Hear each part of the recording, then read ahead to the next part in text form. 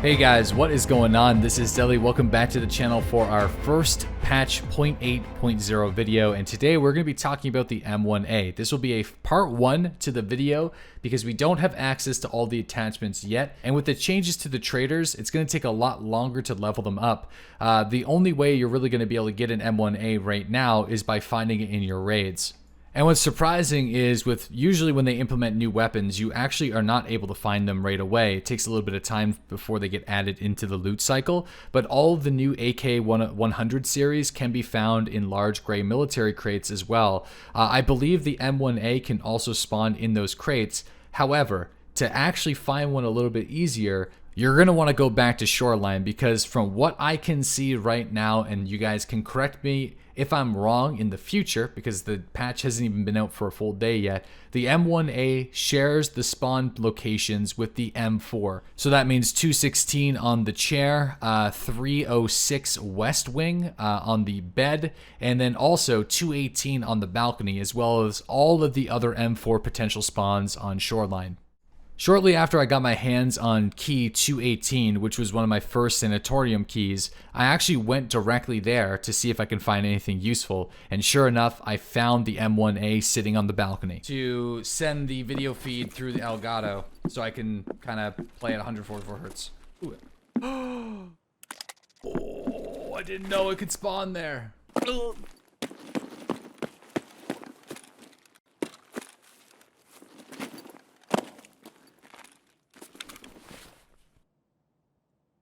Oh shit.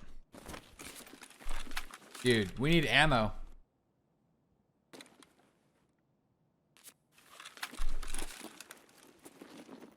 Yo, we just got an M1A. So that's interesting. So the M1A shares the same spawn as M4s on Shoreline. Alright, let's talk a little bit about the modifications for the M1A. When you just pick it up, you have the rear sight, the forward sight. You have the ability to mount an optic, but we have like Weavers and PKO6s, and it doesn't seem like it's going to be going on. From what I could see from the video, though, the T1A aim point can actually fit on top of this weapon. Actually, let's just go quickly to Peacekeeper. You can actually, ironically, buy the riser for the T1, but you can't actually buy the T1 at level 1. So this will actually just kind of show you that it is possible. Throw that on there, as you can see. So a T1 will eventually be able to be put on there as seen in the video. Now I do have a multi-caliber suppressor here, and as you can see, I'm unable to put it on the M1A. So we might need a different barrel, or there's going to be a standalone suppressor that we'll be able to buy later with different traders. And I'll talk a little bit more about that in the part 2 video when we get more information. But for the most part, the magazine also doesn't spawn with ammunition inside of it. So unlike the Remington SAS here, which is, thankfully I found this, I was actually able to get some 308, because you're unable to buy 308 from anybody at level 1 here. So we're going to have to wait a little bit before we can get access to reliable ammunition to shoot the M1A. But anyways, guys, enough chit chat. Let's jump into a raid and I can show you guys what this thing looks like. All right. We're going to take the magazine out. We're also going to take the round out of the chamber if I can. Man, you need to check the chamber of the weapon. So we'll check the chamber. So we got a round in there. So now we've checked the chamber, we'll take it out. Perfect. These rounds only take up 1 slot. The Remington SAS's 20-round magazines now take up 2 slots.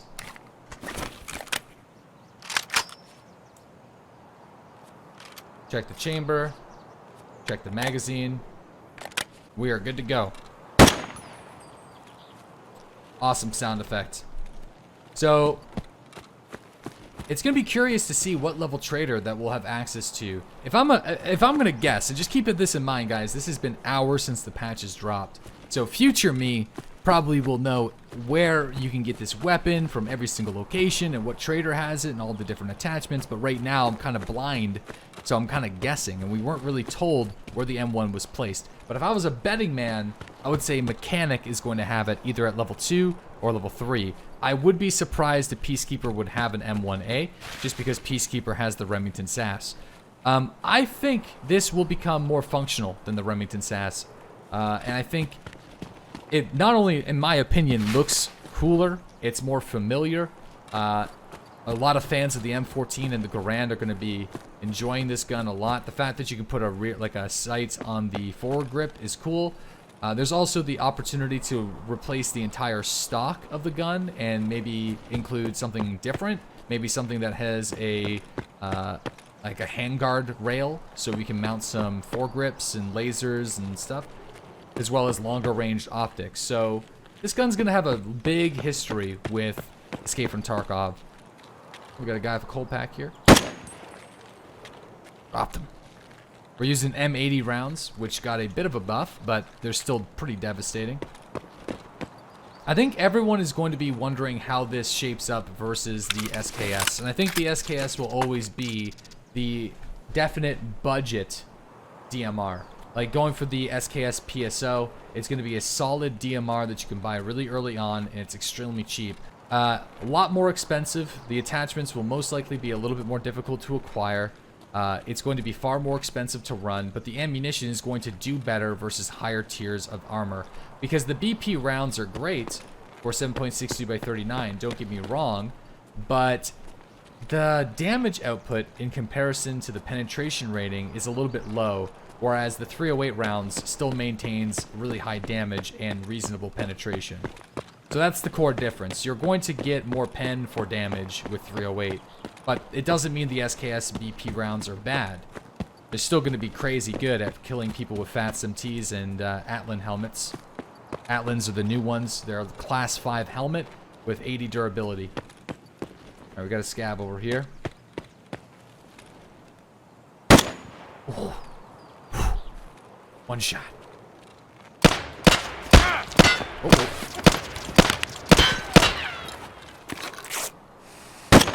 Oof. Oof. And this thing sounds good and feels good. Recoil is nice at minimum. Also, the hit punch has been removed, which has been nice.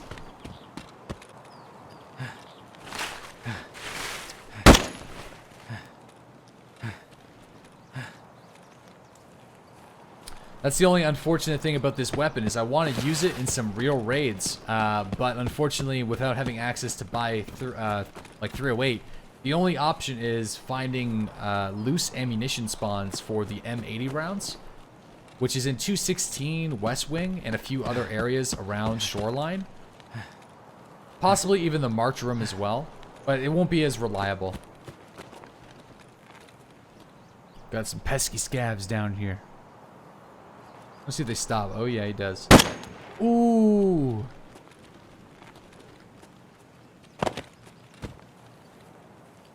Yeah, this thing's gonna be satisfying.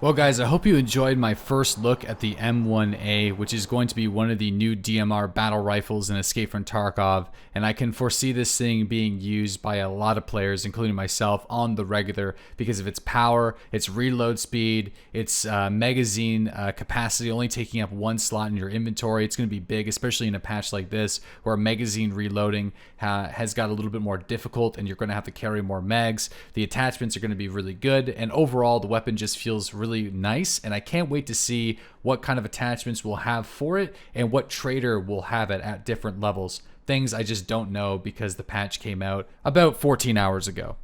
Be sure to check out the daily live streams every single morning starting at 8:30 a.m. Eastern Standard Time for live Tarkov content, guides, all sorts of stuff, discussion. And also be sure to subscribe here to the YouTube channel for more Escape from Tarkov videos and other survival shooters.